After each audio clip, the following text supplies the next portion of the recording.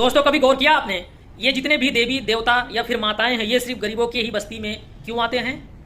कभी सुना है कि किसी बिलियनियर, टॉप सीईओ या किसी साइंटिस्ट के ऊपर कोई शक्ति आ गई हो और वो सड़क पर अजीबो गरीब हरकतें कर रहा हो? नहीं ना। तो सिर्फ ये डिवाइन पावर्स यानी सिर्फ गरीबों और मजदूरों के साथ ही ये खेल क्यों खेलती हैं? भाई, इनका चमत्कार सिर्फ वहां चलता है जहां एजुकेशन की कमी और मजबूरी का डर होता है।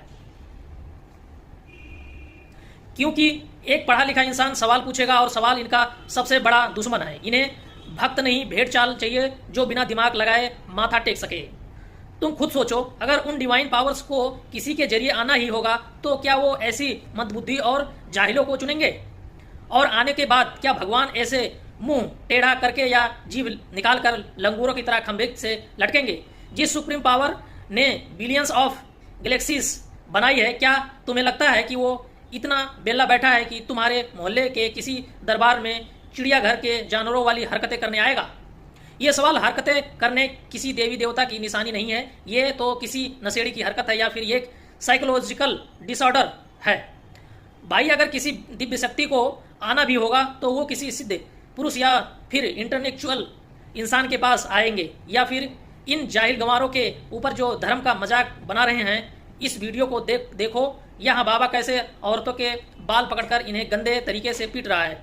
भाई, यह कैसे भगवान है जो हमेशा लड़कियों के बाल पकड़ने और इन्हें गंदे तरीके से टच करने के लिए ही उतरता है? यह भक्ति है या फिर इस ठरकी बाबाओं की गंदी नीयत जो धर्म का मेला लगाकर अपने अंदर के शैतान को बाहर निकाल रहे हैं? अब जरा इस दूसरी वीडियो को देखो। यह एक यूरोपियन लेडी है जो ड्रग ओवरडोज की हालत में है। इसकी हरकतें और हमारे देश के इन बाबाओं के दरबार का माहौल एकदम सेम है।